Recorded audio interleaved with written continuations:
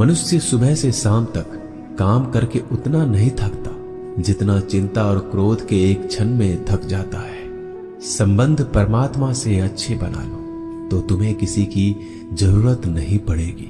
तुम खुद सबकी जरूरत बन जाओगे।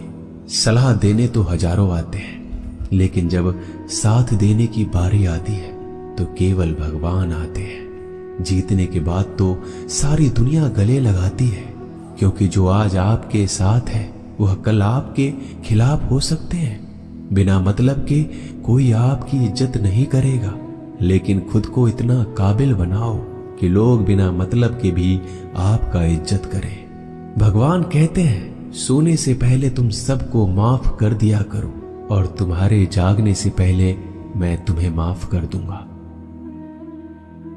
अगर कोई आपको नीचा दिखाना चाहता है तो इसका मतलब है कि आप उससे पहले से ही ऊपर हो। जिंदगी जीने के लिए मिली है, इससे लोग क्या सोचेंगे यह सोचने में बर्बाद मत करो। किसी के बुरे वक्त में उसका हाथ पकड़ो, सहारा दो, उसे हिम्मत दो, क्योंकि बुरा वक्त थोड़े समय में चला जाएगा, लेकिन वह आपको दुआ जिंदगी भर देता रहेगा। भगवान ऑक्सीजन की तरह हैं, जिन्हें आप देख नहीं सकते, लेकिन उसके बिना आप रह भी नहीं सकते। कोई और तुम्हारी मदद नहीं कर सकता, अपनी मदद स्वयं करो। आप खुद के सबसे अच्छे मित्र हैं और सबसे बड़े दुश्मन भी। इंसान तब समझदार नहीं होता जब वह बड़ी बातें करने लगे, बल्कि समझदार तब होता है जब वो छोटी छोटी बातों को समझने लगे। आप किस समय सही थे इसे कोई याद नहीं रखता, लेकिन आप किस समय गलत थे ये सब याद रखते हैं। सब दुख दूर होने के बाद ही मन प्रसन्न होगा। यह आपका भ्रम है। मन प्रसन्न रखो, सब दुख दूर हो जाएंगे। यह हकीकत है। किसी भी व्यक्ति की कोई भी बात बुरी लगे तो दो तरह से सोचो। यदि व्यक्ति महत्वपूर्ण है तो भूल जाओ, और बात महत्वपूर्ण है तो व्यक्ति को भूल जाओ। झूठ कितना अजीब है, खुद बोलो तो अच्छा लगता है, दूसरे बोले तो गुस्सा आता है। खुशियां चाहे किसी के साथ भी बांट लो, पर गम हमेशा भरोसेमंद इंसान के साथ ही बांटना चाहिए।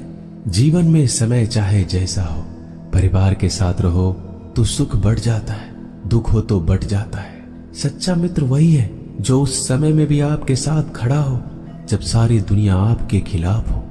आपके पास जितना भी है उसके लिए बार बार दिल से धन्यवाद कहे, हर वक्त कहे। यकीन मानिए जितना भी है वो जल्दी कई गुना हो जाएगा। रिश्तों का संबंध सिर्फ रक्त से नहीं होता। जो मुसीबत में हाथ थाम ले उससे बड़ा कोई रिश्ता नहीं होता। भगवान कहते हैं, तुम सब कुछ मुझे सौंप दो, सारा दर्द, परेशानी, और बिल्कुल हल्के होकर मुझे याद करो।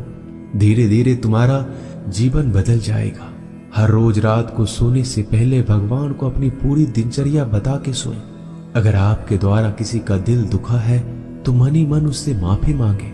अगर आपका किसी ने दिल दुखाया है तो उसे माफ करके सारी चिंताएं भगवान को सौंप कर सो जाए। यकीन मानिए इससे आपकी जिंदगी खुशनुमा बन जाएगी। क्रोध बोला हुआ एक शब्द इतना जहरीला हो सकता है कि आपकी हजार प्यारी बातों को 1 मिनट में नष्ट कर सकता है। सबको हंसाना लेकिन किसी पर भी हंसना मत। सबके दुख बांटना लेकिन किसी को दुखी मत करना। सबकी राह में दीप जलाना लेकिन किसी का दिल जलाना मत। यही जीवन की रीत है, जैसा बोओगे वैसा ही पाओगे। दुआएं और प्रार्थनाएं असंभव को भी संभव बना देती है। ईश्वर को ना हमारे तन की जरूरत है ना धन की, उसको तो बस पवित्र मन की जरूरत है। इसलिए वो हमें कुछ भी छोड़ने के लिए नहीं कहता, बस कहता है बच्चे मन से विकार छोड़ो, गंदे विचार छोड़ो। जो आने वाला है वो हमेशा गुजरे हुए कल से बेहतर होगा। यही एक सोच आपके जीवन में कभी निराशा नहीं होने देगी। प्रार्थनाएं और ध्यान इंसान के लिए बहुत जरूरी है, क्योंकि प्रार्थना में भगवान आपकी बात सुनते हैं और ध्यान में आप भगवान की बात सुनते हैं। श्री कृष्ण से कितना कुछ छूटा। पहले माँ छूटी, फिर पिता छूटे, फिर जो नंद किशोर मिले वो भी छूटे, संग साथी छूटे, राधा भी छूटी, गोकुल छूटा, फिर मथुरा छूटा। श्री कृष्ण से जीवन भर कुछ न कुछ छूटता ही रहा। नहीं छूटा तो वो था देवत्व, मुस्कान और सकारात्मकता। श्री कृष्ण दुखी नहीं उत्सव के प्रतीक है। सब कुछ छूटने पर भी कैसे खुश रहा जा सकता है, ये श्री कृष्ण से अच्छा कोई नहीं सिखा सकता। इसलिए हमेशा खुश रहें, सदा मुस्कुराते रहें। जीतने का मजा भी तभी आएगा जब लोग आपके हार का इंतजार करेंगे। गीता में लिखा है, यदि कोई आपको अच्छा लगता है तो अच्छा वो नहीं, अच्छे आप हैं, क्योंकि उसमें अच्छाई देखने वाली नजर आपके पास है। अपनी पीड़ा के लिए संसार को दोष मत दो, अपने मन को समझाओ।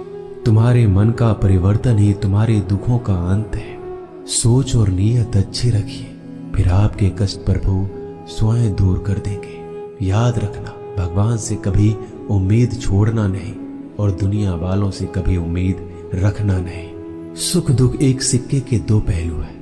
जहां सुख होगा वहां दुख भी होगा, जहां दुख होगा वहां सुख भी होगा। इसलिए सुख दुख के बारे में बिना सोचे निरंतर अपने लक्ष्य को प्राप्त करने के लिए प्रयास करते रहना चाहिए। एक बात हमेशा याद रखना, किसी के सामने गिड़गिड़ाने से ना मोहब्बत मिलती है ना इज्जत। इसलिए अपने स्वाभिमान को जिंदा रखो।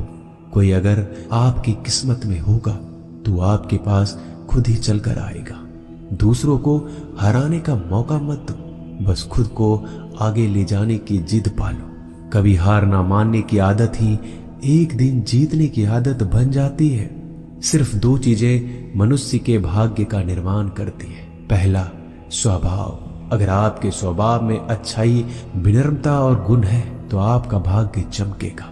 अगर आपका स्वभाव क्रोधी है, आलसी है, तो आपका भाग्य बिगड़ना अनिवार्य है। इसलिए अपने स्वभाव को मधुर और आकर्षित बनाइए। दूसरा, आपकी वाणी।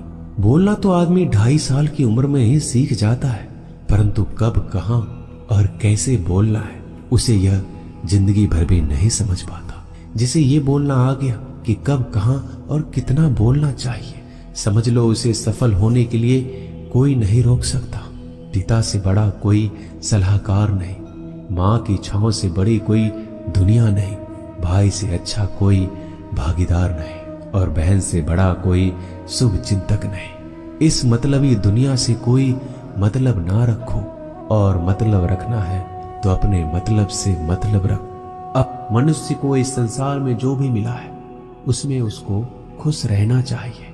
जो नहीं मिला है उसके लिए दुख नहीं मनाना चाहिए। इंसान ने जितना उसके लिए सोचा है, भगवान ने उसके लिए उससे ज्यादा सोच कर रखा है। इसलिए कभी भी किसी चीज के बारे में चिंता मत करो। प्रभु श्री राम ने घर में विरोध सहा है, कान्हा ने भी समाज में बहुत सहा है, और यह आपके साथ भी होगा। पर अगर इससे आप ऊपर उठोगे तो ही कुछ नाम बनेगा। दूसरों पर निर्भर रहने वाले लोग कभी खुश नहीं रह पाते। इसलिए इस लायक बनिए कि आपकी इच्छाओं का आप स्वयं पूरा कर सके। दुआएं मांगने से किसका भला होता है, मिलता तो वही है जो हमने बोया होता है। तुम नीचे गिर के देखो, कोई नहीं आएगा उठाने।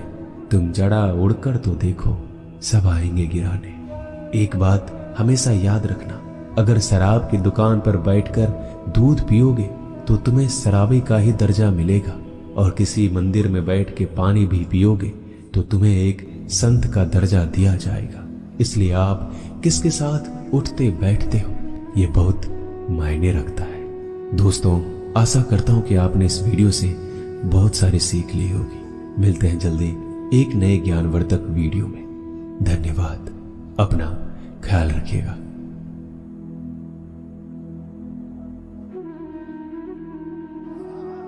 एक गांव में आग लग गई। आग बढ़ती जा रही थी। गांव वाले अपनी जान बचाने हेतु इधर उधर भाग रहे थे। एक चिड़िया ने इस दृश्य को देखा और अपनी चोंच में पानी भरकर आग बुझाने का प्रयास करने लगा। वो बार बार अपनी चोंच में पानी लाती और आग पर डालती। जब गांव वाले ने चिड़िया को आग पर पानी डालते देखा तो उनमें भी जोश आ गया और बोला, अगर ये चिड़िया प्रयास कर रही है तो हम क्यों नहीं कर सकते। सबने प्रयास किया और आग बुझ गई। ये सब एक कौवा देख रहा था। उसने चिड़िया से कहा कि तेरे पानी डालने से कुछ होना तो था नहीं, फिर ये क्यों कर रही थी। चिड़िया ने कहा, मेरे पानी डालने से कुछ हुआ या नहीं हुआ, लेकिन मुझे गर्व है कि जब इस आग की बात होगी तो मेरी गिनती आग बुझाने वालों में होगी। तेरी तरह तमाशा देखने वालों में नहीं।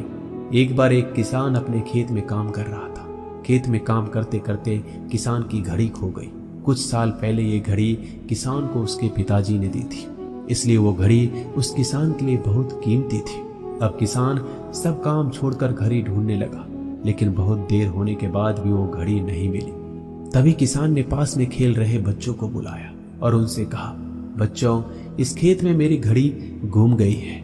मैं बहुत देर से घड़ी ढूंढ रहा हूँ। तुम में से जो मेरी घड़ी ढूंढने में मदद करेगा, मैं उसे एक इनाम दूंगा। इनाम के उत्साह में सब बच्चे उस घड़ी को ढूंढने में लग गए, लेकिन इतने बड़े खेत में छोटी सी घड़ी ढूंढना बहुत ही मुश्किल काम था।